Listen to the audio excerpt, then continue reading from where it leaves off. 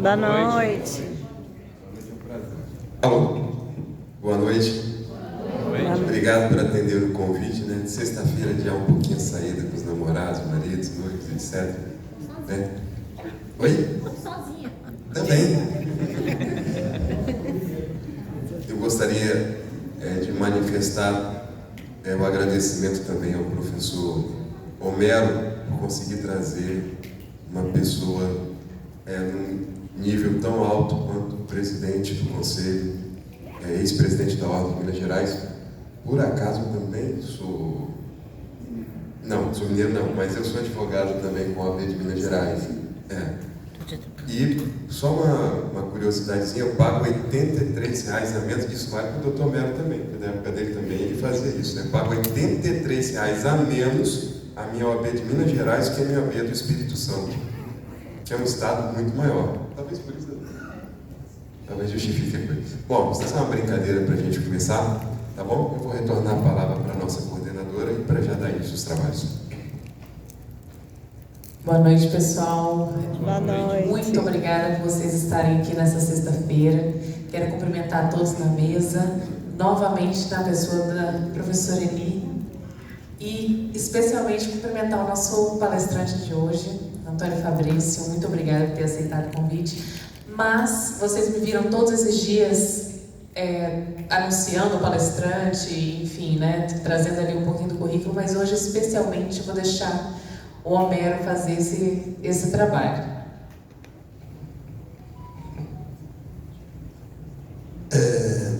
Apresentar o Fabrício, professor Antônio Fabrício, eu teria que ler o currículo. Fabrício foi presidente da Comissão de Direitos Sociais do Conselho Federal da Ordem dos Advogados do Brasil. Fabrício presidiu a Associação Brasileira de Advogados Trabalhistas, representou o Brasil na Organização Internacional do Trabalho em Genebra, Organização Internacional do Trabalho da ONU em Genebra, é professor de mestrado da graduação e pós-graduação da PUC Minas, autor de várias obras jurídicas. E eu deixei por último, Fabrício, foi presidente da OAB Minas Gerais quando Cláudio Lamáquia era presidente do Conselho Federal da Ordem e eu era presidente da OAB do Espírito Santo. E a Ordem tem coisas muito boas. Uma das grandes coisas da Ordem, para mim, foi conhecer Fabrício. Fabrício é um grande amigo. Fabrício é daqueles caras que a gente fica irmão de alma. Fabrício é um apaixonado por música, por literatura. Fabrício é um companheirão desses que me levou para fazer palestra sobre prerrogativa em Varginha e me recebeu com torresmo, leitoa e cachaça de qualidade. E a gente virou Varginha em festa, trabalho e pão, né? Como a gente espera um dia virar ao mundo. Fabrício é um sonhador, é um companheiraço. Quando eu disse a Fabrício que ali já estava, por incumbência do Cláudio, organizando essa palestra, ele disse que voo que eu pego. Sabe, porque é desses amigos que estão presentes com a gente o tempo todo, né? A gente fala de Milton Nascimento e traz do lado esquerdo do peito, porque amigo é para se guardar do lado esquerdo do peito. Sabe, eu estou muito alegre, vocês não têm ideia da minha alegria de ter Fabrício aqui. Sabe, foi muito egoísmo meu convidar o Fabrício, porque eu queria que o Fabrício viesse, porque a gente tem, com a pandemia no meio, a gente sente saudade. Mas se foi egoísmo, foi também uma forma de fazer com que os alunos do SESI ouvissem um dos grandes nomes da advocacia trabalhista brasileira. Se você pergunta para os advogados trabalhistas brasileiros, para os magistrados trabalhistas brasileiros, para os juristas trabalhistas brasileiros, quem é Antônio Fabrício, todos vão reverenciar. Fabrício é um ser humano excepcional e é também um jurista excepcional, um estudioso do direito e do processo do trabalho. Com vocês, Antônio Fabrício. Com vocês, Fabrício.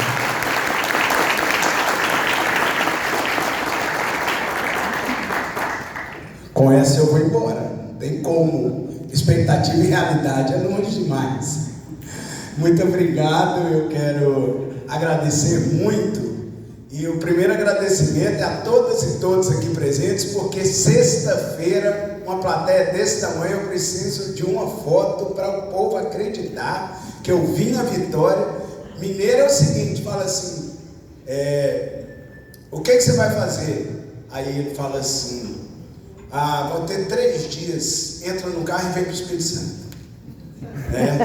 Tem 3 dias sem trabalhar, entra no carro e vem para o Espírito Santo. Não, o Justiça do Trabalho não vai funcionar tal dia, os advogados do escritório vem tudo para o Espírito Santo. Então, eu contar para as pessoas que eu vim no Espírito Santo sexta-feira dar uma palestra, vai ser difícil, eu vou ter que fazer um selfie aqui. Então, muito obrigado a cada uma e cada um pelo convite, pela oportunidade de estar aqui, que agradecer ao professor Cláudio, que viabilizou nossa vinda, agradecer ao professor Homero e dizer que ele levou muito nossa trajetória até aqui, mas espero não frustrar a expectativa de um bom encerramento dessa semana jurídica, nesse nível de organização, e parabenizo a professora Lígia, que está na coordenação, e parabenizo cada professor aqui presente por compor essa mesa e por estar realizando, trazendo para os alunos essa discussão que às vezes é mais difícil de fazer em sala de aula e que a gente vai fazer aqui. Então, com essas palavras iniciais, eu vou abrir a minha fala e hoje falando sobre centralidade do trabalho na sociedade e a importância do trabalho e do direito do trabalho. Nós vamos tentar fazer esse caminhar aqui por esse tema. E como disse Homero, eu gosto muito de música, e para abrir, eu quero citar uma música de um mineiro chamado Beto Guedes, que diz que o fruto do trabalho é mais que sagrado. Mas nós sabemos que o fruto do trabalho é mais que sagrado. Mas sabemos contemporaneamente, porque apesar do trabalho existir no mundo, desde que caverna existe, que existe homem, também qualquer teoria sobre a criação do homem, nós teremos também a discussão sobre o trabalho. E é isso, essa é a nossa missão aqui hoje. Então, o que eu vou tratar aqui hoje, muita coisa, está numa obra, num livro que eu escrevi, que chama Flexibilização Trabalhista, que está na 2ª edição esgotada, vai ser difícil vocês encontrarem, então estou cedendo o PDF e o livro completo para vocês todos aqui, tá? Então vai chegar, quem tiver interesse, o professor Homero já recebeu, pode deixar na página da faculdade ou mandar nos grupos de WhatsApp. Estou cedendo, minha obra, os direitos são meus nesse momento, até a 3ª edição, se algum dia eu for soltar, mas eu estou cedendo o livro Flexibilização Trabalhista para vocês, para que vocês possam estudar e conhecer grande parte das coisas dos trabalhadores. Tem que valer alguma coisa da sexta-feira, né? Então, vamos lá. De onde vem o termo trabalho? Qualquer origem, qualquer definição do termo trabalho vai estar ligado com dor.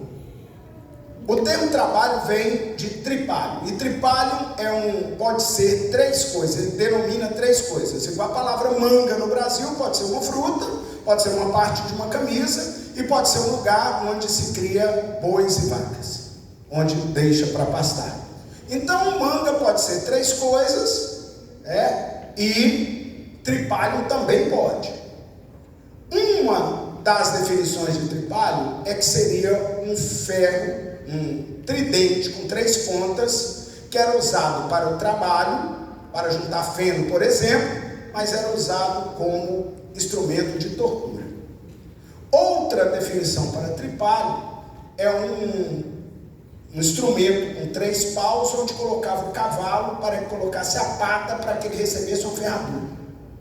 Então, de qualquer forma, a origem do termo trabalho está ligada à dor, está ligado a suor, está ligado, ou então um instrumento que colocava-se um cavalo para arar a terra, e ao mesmo tempo que o cavalo puxava aquele instrumento colocando muita força, aquela terra que estava ali bem já plantada e muito usada, ela era remexida para que trouxesse vida. Então, existem essas questões. Mas, nem sempre, ou há muito pouco tempo, o trabalho tem, ou passou a ter, essa importância central na vida das pessoas e essa cobrança que se tem da sociedade para que as pessoas trabalhem. Mas o trabalho passou a ser tão importante, e se a gente for em Gênesis, nós vamos ver que Adão disse: visto que atendeste a voz, e o céu se abriu e Deus disse a Adão: comestes da árvore que eu ordenei que não comesse, maldita é a terra por tua causa. Velho tem que pôr óculos, tá, gente? Quando a pessoa faz 40 anos, no outro dia tem que comprar um óculos. A vista piora no dia seguinte. Quem não usa, usará. Então, maldita é a terra por tua causa, e fadiga obterás dela o sustento durante os dias de tua vida.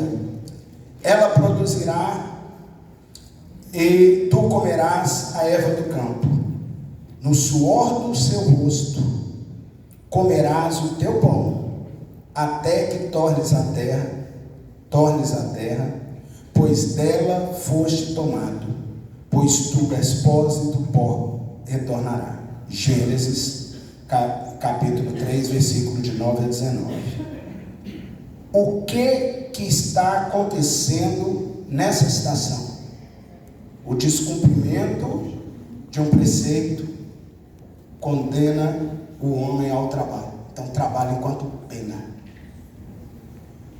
Se perguntar um grupo de pessoas que está trabalhando, se eles gostariam de estar numa linha de produção, trabalhando com produção de uma siderúrgica, naquele calor, transformando, fazendo ferro, ou se ele gostaria de estar numa praia, muito pouca gente querer estar transformando minério de ferro em barras de ferro. O que vai acontecer é que o mundo vai girar de uma certa maneira, e aquilo que era algo que era imposto, porque, como eu disse, o trabalho sempre existiu, e existia trabalho em Roma, existia trabalho na Grécia. As pirâmides do Egito foram produzidas com muito trabalho, mas por escravos. O que vai mudar essa concepção é a partir do momento que o homem fica livre. E a Revolução Industrial da Inglaterra, que começa na Inglaterra, em que as fábricas vêm para a cidade. E aí, Homero, eu vou citar um livro que era muito comum da gente ler nos anos 80, chamava A História da Riqueza do Homem, de Léo Ullmann, que ele diz o seguinte, que houve um fechamento de terra na Europa no século XIII, e há um outro fechamento de terra na Europa, da mesma forma que o trabalho enquanto valor, o trabalho enquanto centro é novo, e o direito do trabalho é novo, porque a primeira lei trabalhista veio em 1802, a propriedade privada, em termos de mundo, também é. Cercar um pedaço de terra e ficar dono, também não é lá dos primórdios. Ninguém nasceu dono de terra. Então, o que vai acontecer é que, quando precisa se produzir e contratar pessoas, e essas pessoas foram expulsas das suas terras, onde existiu o suzerano, vassalo, e foram para as cidades, elas vão morar na cidade e precisam sobreviver. As fábricas começam a produzir tecido, começam a produzir sapato, começam a produzir cerveja, começam a produzir chapéu, alimentos processados, e vão contratar pessoas. E aí vem uma frase de um padre francês chamado Lacordaire, que diz que entre o pobre e o rico, o forte e o fraco, a liberdade escraviza e a lei que liberta. E por que o Lacordaire diz isso? Porque quando se inicia a contratar mão de obra livre, chamado pelo professor Massudo de trabalho por conta alheia, o que vai acontecer é que homem vai ganhar o dobro de mulher e criança vai ganhar metade de mulher. Mulher ganha metade de homem, trabalhando a mesma coisa, e criança ganha metade de mulher sem ter limitação de tempo, de idade para trabalhar. Então, em fábricas, crianças de 4 anos trabalham, e existe um filme, uma grande produção belga, quem não assistiu, está disponível no YouTube, chama Dance, escreve Dance, um grito de justiça. Sensacional. É o melhor filme que eu conheço para descrever esse período da transposição do trabalho escravo para o trabalho livre. E essa revolução industrial vai fazer com que tenham liberdade para negociar. E o que é liberdade para negociar? Tem muito mais gente querendo trabalhar do que emprego. Então, oferece se a pessoa aceita aquele trabalho. E aí começa a surgir as lutas, gente morrendo em fábrica, porque as jornadas eram 16 e 18 horas. E começa a organização dos trabalhadores e começa a surgir o direito do trabalho. Para que serve o direito do trabalho? Segundo o professor Maurício Godinho Delgado, o direito do trabalho tem 2 grandes funções. Uma, criar um patamar mínimo civilizatório nas relações de trabalho. Segunda, distribuir renda. O direito do trabalho serve para isso. Fazer com que as pessoas não entrem saudáveis e saiam doentes dos seus locais de trabalho, seja adoecimento físico ou mental, porque o trabalho adoece. E eu tive a oportunidade de fazer uma pós-graduação na psicologia do FMG, que chama Trabalho enquanto fonte de adoecimento mental. E o tipo de organização do trabalho pode adoecer, e assédio moral adoece. Assédio moral adoece. Organização do trabalho com muitas horas de trabalho adoece. Cobrança excessiva, humilhação do trabalho adoece. E adoece chega num ponto em que a pessoa fica inviabilizada. E aí começam as primeiras leis trabalhistas, e a primeira lei trabalhista que você tem notícia, ou que é considerado o marco do direito do trabalho, é uma legislação na Inglaterra, chamada Lei de Peel, ou Peel Act, em que crianças começam a ter limitação de idade e limitação de tempo para poderem trabalhar em minas subterrâneas de carvão mineral. Isso hoje nem seria lei trabalhista, seria preceito constitucional da idade, de limitação de idade, e não estaria nem dentro do direito do trabalho. Mas é o marco do direito do trabalho. E começa aí, vem os conselhos de Proudhon na França, em 1808 com Napoleão, vão vindo legislações, a Alemanha avança, a primeira Constituição do mundo a trazer direito do trabalho é a do México, Constituição de Zapata 17, mas a grande Constituição, que vai ser um marco do Estado Social e dos direitos trabalhistas dentro de uma Constituição, é de 1919, de Weimar, na Alemanha. Esta é uma Constituição avançadíssima, em que mulheres vão ter licença maternidade, as pessoas terão férias trazidas na Constituição, salário mínimo. Então, até chegar nesse ponto, até 1917, nenhuma Constituição trazia direito ao trabalho. Até chegar nesse ponto, um monte de país não tinha direito ao trabalho. E o Brasil? O Brasil começa a falar em direito do trabalho de maneira séria depois da Primeira Guerra Mundial, quando o Brasil faz parte dos países que fundam a Organização Internacional do Trabalho, a OIT, mas só depois de 1930, quando Getúlio Vargas assume a presidência da República, é que o Brasil vai criar o primeiro departamento de trabalho próprio, e o primeiro ministro de trabalho do Brasil foi Lindolfo Collor, avô do Fernando Collor, que foi presidente da República, e o Brasil começa a editar a legislação trabalhista.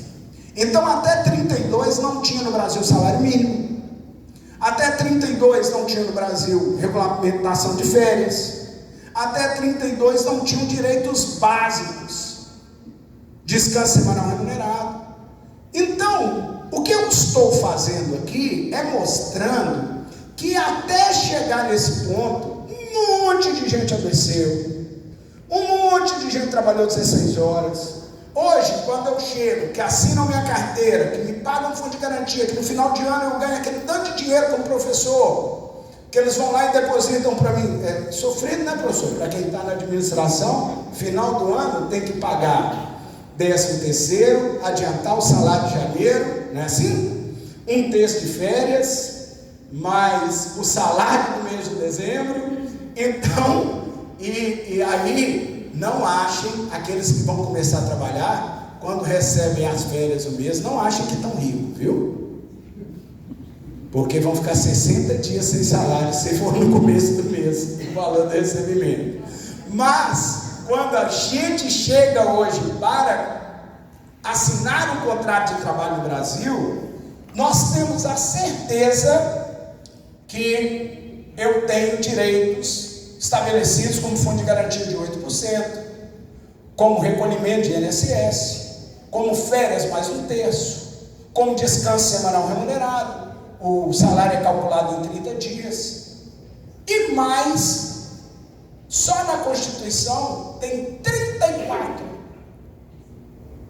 pontos no artigo 7º, que nós temos a certeza, pelo menos enquanto o Brasil viveu uma democracia, nós temos a certeza que a Constituição brasileira, naqueles pontos, não podem ser alteradas. Ah, mas não está no artigo 60 como cláusula pétrea, mas está no